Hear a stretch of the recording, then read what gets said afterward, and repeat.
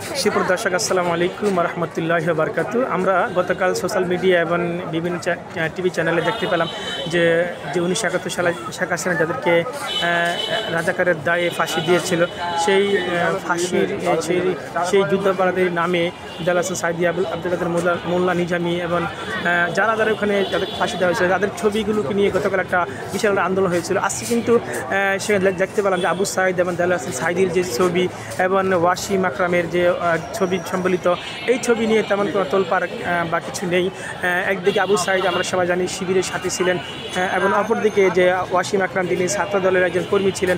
তো এই যে বিষয়গুলো গতকাল যে আন্দোলন হয়েছিল যে রাজাকারের ছবি বা যুদ্ধাপরাধের ছবি কেন ছাত্র শিবির লাগিয়েছে, আজকে কিন্তু এই যুদ্ধাপরাধের ছবি সেই দেলাওয়ার হোসেন সাঈদীর ছবিই লাগিয়েছে। বাট এখন কিন্তু তেমন কোনো আন্দোলন বা তেমন কোনো সমস্যা হয়নি, কারণ এখানে আবু সাঈদের ছবি ওয়াসিমের ছবি আছে।